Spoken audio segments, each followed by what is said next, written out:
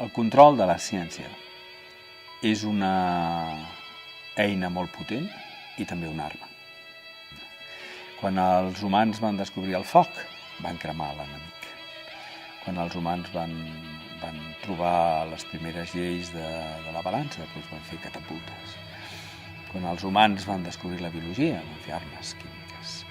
Quan els humans van descobrir el nucli atòmic, van fer la bomba atòmica. Els humans ara estan controlant la natura a nivell d'àtoms i fotons individualitzats. I això ens dona la capacitat de fer càlculs com mai havíem imaginat.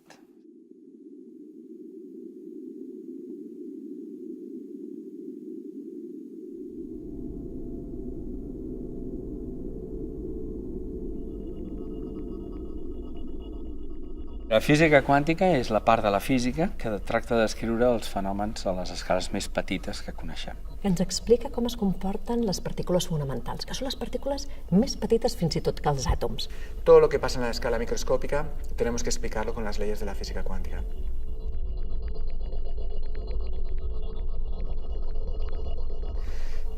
La influencia de la física cuántica en nuestra sociedad es brutal, aunque nosotros no lo veamos, porque, como digo, la física cuántica describe el mundo microscópico. A finals dels 40 es va construir el transistor, aprofitant un fenomen quàntic. I del transistor ha sortit tota la indústria dels ordinadors. Tot allò que és digital funciona gràcies al que sabem de la física quàntica. Per exemple, quan anem al supermercat i les portes s'obren de manera automàtica, això també és gràcies a la física quàntica. Tenemos los láseres y cuando vamos al supermercado, pues a veces nos pasan un láser y nos cobran el precio a través de un láser. O en hospitales se hacen operaciones con láseres. O sea, el láser es una consecuencia de la física quàntica. El GPS que utilitzem per anar a treballar, per moure'ns, per viatjar, en el fons és simplement un rellotge atòmic format per un sol àtom que hem pogut configurar gràcies a que entenem com funcionen els àtoms, com es comporten, i això ens ho diu la quàntica. Les ressonàncies nuclears quan vas al metge, les tomografies, els rajos X, encara que no ho sembli, el nostre món viu totalment a cavall de la tecnologia quàntica.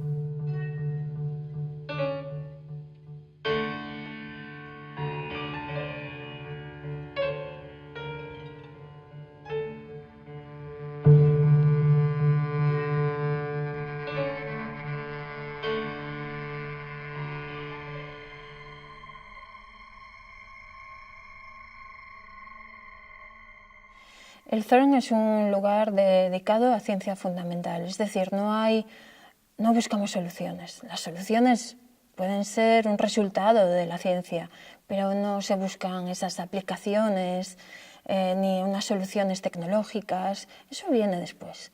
Lo que se busca en un centro de ciencia fundamental es empujar los límites del conocimiento.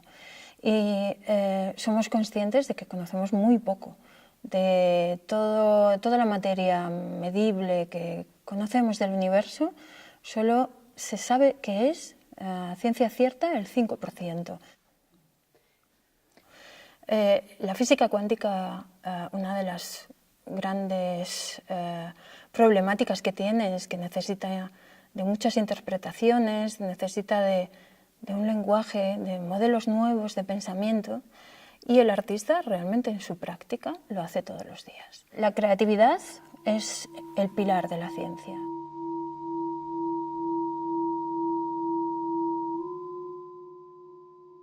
Ara, tot i així, en aquest segle XXI, estem en l'albor d'una, per mi, una espècie de segona revolució tecnològica quàntica.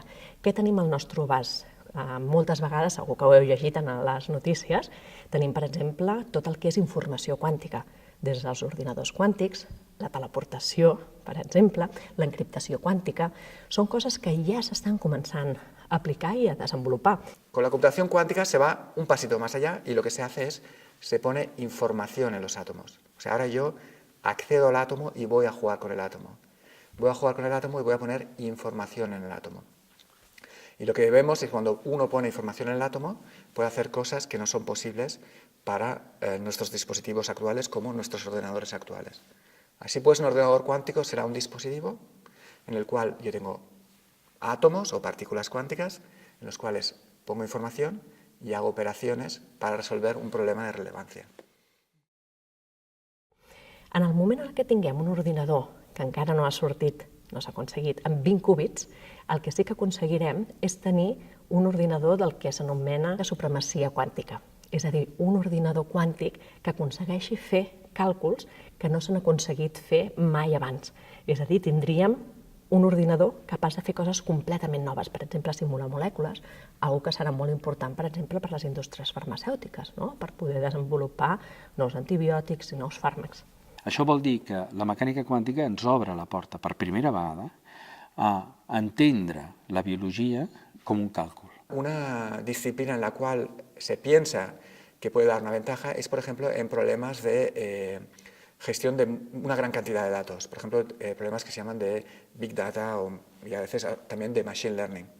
Si podem manipular molta més informació alhora, llavors podrem segurament trobar conclusions diferents o molt més precises. I això també té aplicacions, òbviament, al machine learning a finances, com estudiar els moviments de la borsa, com invertir millor en una cosa o en una altra, hi ha moltes variables a tenir en compte. Amb un ordinador quàntic podem trencar tota la criptografia que fem servir per les xarxes socials, per comunicar-nos amb els bancs, els polítics per comunicar-se entre si, les empreses per fer backups.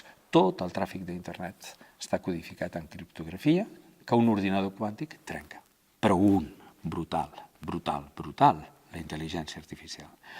Una xarxa neuronal profunda, amb 1 milió de capes. Com l'entrenes? Com la fas? No ho sabem, no? Amb un ordinador quàntic podries.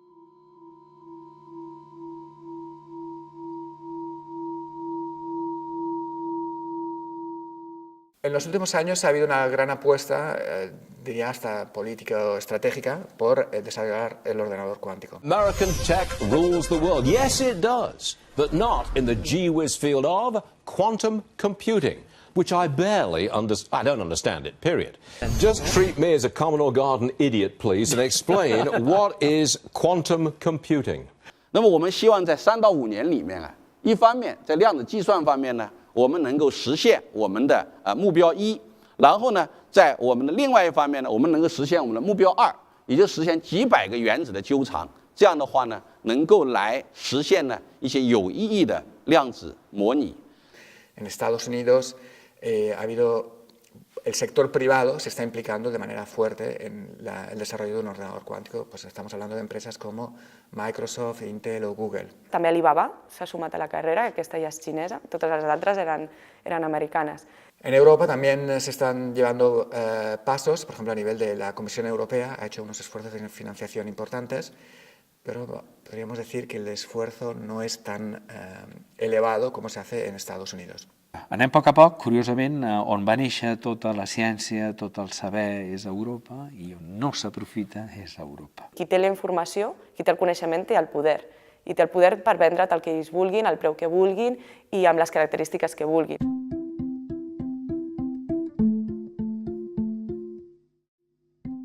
Saps el famós principi de la singularitat? Serem els homes capaços de fer una màquina suficientment intel·ligent per corregir-se a si mateixa i millorar-se, aleshores si això ho logrem, es dispara. Els humans ja podem marxar.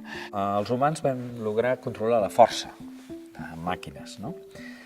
I vam lograr fer grues, fer barcos, fer cotxes, fer ascensors.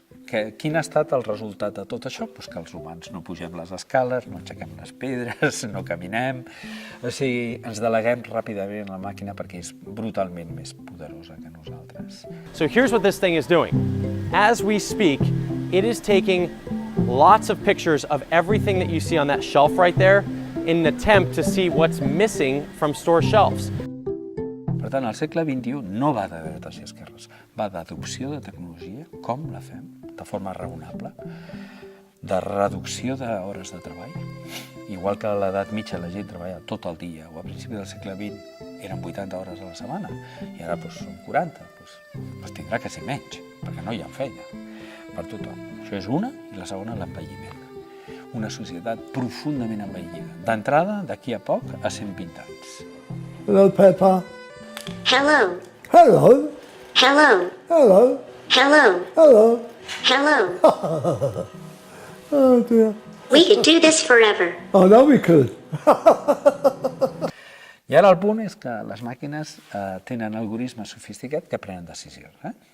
Watson fa assistència mèdica, assistència per a empreses, hi ha un programa fet per la justícia nord-americana per assessorar els jutges, o sigui que donen un consell que al cap de 100 vegades que li has demanat te n'adones que ho fa molt bé i ja tens por d'anar en contra del que diu la màquina. Et debilites moralment, intel·lectualment. El camí natural, ens agradi o no, és que la gran majoria dels humans, vasta majoria, perdrà els seus referents intel·lectuals i seran consumidors d'entreteniment.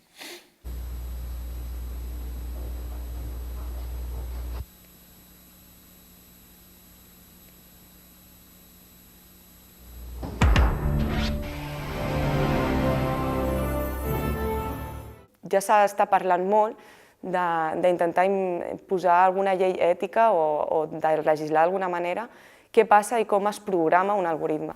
Do you want to destroy humans? Please say no. Okay, I will destroy humans. No, I take it back. Don't destroy humans. Quina informació agafem per programar? Perquè al final una màquina li hem de donar, és com un nen, li hem de donar informació i amb aquesta informació aprèn. I amb el que aprèn aplica o resol el problema que volem. Però nosaltres som qui li proporcionem aquesta informació.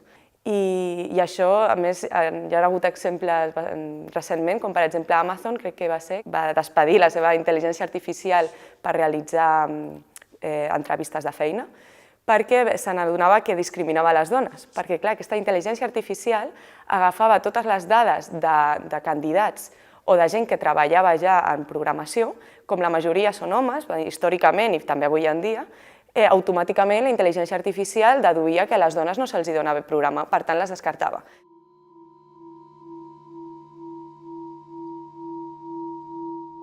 Jo penso que un dels punts claus per abordar el tema de l'ètica en la ciència és que hi hagi una bona cultura científica en la nostra societat. En quin sentit ho dic? Cada vegada tenim una societat amb més tecnologies, amb més avenços científics, i s'hauran de prendre decisions polítiques de com apliquem aquests avanços científics i tecnològics en la nostra societat. Si la societat en general no té un coneixement de com funcionen aquestes tecnologies, qui prendrà aquestes decisions? Però en aquest camí hi ha una quantitat de veus notable, i jo en soc una, de que tot el que es descobreixi sigui obert. És l'únic antídot contra tot el que sigui l'ús abusiu de tecnologies, és que la tecnologia sigui oberta, que tothom tingui dret a saber com està feta. Bueno, què passarà amb les tecnologies quàntiques? Això és l'instrument més potent que l'home està desenvolupant científic. Quines tecnologies se'n derivaran? Qui tindrà el control? Serà propietari? Serà no propietari? Qui decidirà sobre el seu ús? Very simply, normal computers work by... No, don't interrupt me. When you walk out of here, you will know more. No, some of you will know far less about quantum computing.